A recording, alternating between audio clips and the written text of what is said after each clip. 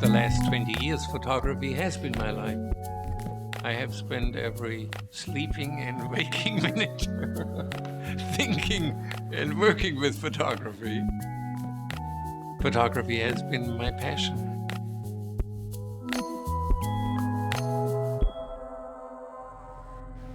I spent 20 years on Wall Street.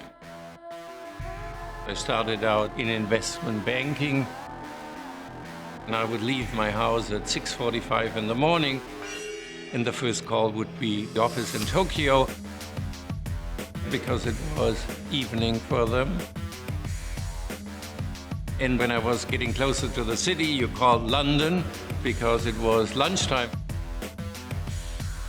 So you got to the office at 8 o'clock, and you knew what was going on in the world.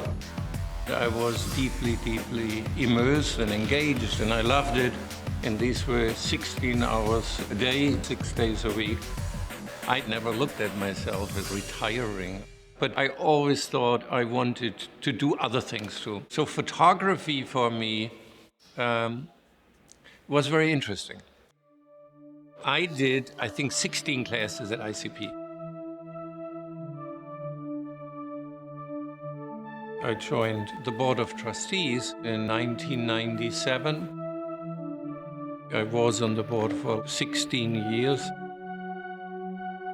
My passion with regards to what I'm doing now is really going back to what I learned at ICP.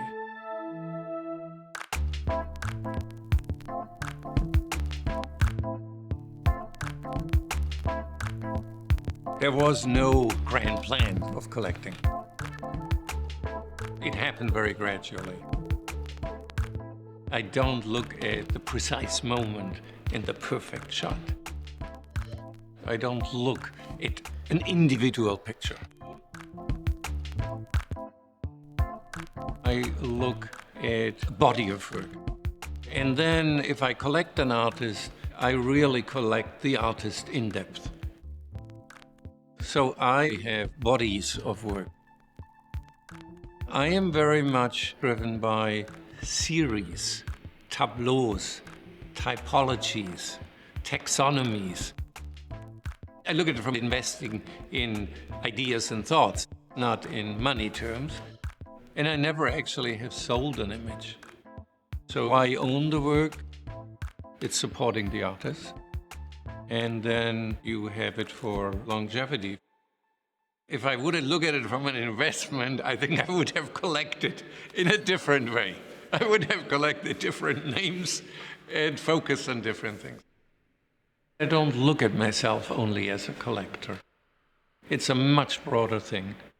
It is about exhibiting these, and it is about publishing them.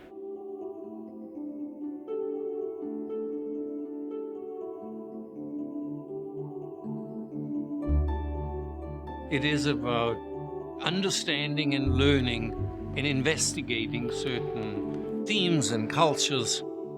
How do we look at ourselves? How do we look at the other? How do we portray ourselves? How do we present ourselves? And how has that changed over time? And so that's when the focus on Africa started. We approached this in segments. The first one was, we looked at portraiture and identity. The second one, we looked at landscape, and we called it appropriated landscape. The third one was, we looked at colonialism, 19th century. We looked at it from an anthropological perspective. And we looked at it from how today's artists are impacted by that. So basically we are covering it from 1860 to very now with all its different aspects. So this has become really a key publication for somebody looking at 19th century African. These artists are investigating these issues in their own way, from their own cultural perspective. The little thing I believe I am bringing is that I'm showing that perspective. So I want to bring things into context, into dialogue.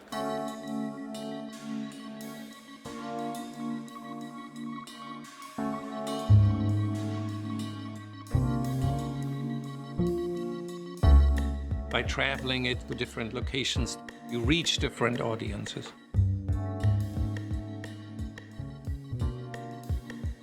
And with the publications, it's even broader because it's limitless.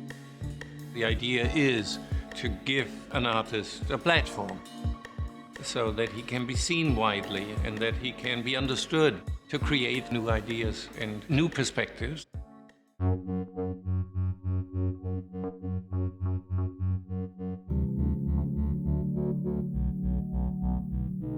My mother passed away in Germany, and there was property there. And so the idea came, oh, why not remodel a little bit and make it a small exhibition space? It was tearing down the building. It was digging out the whole ground. It was creating a 5,000 square foot exhibition space underground.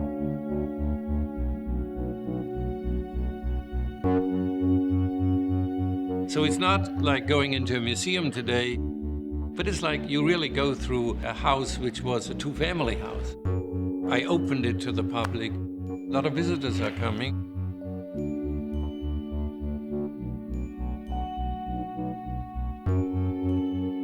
And the neighbors now love it. They feel there is something special happening.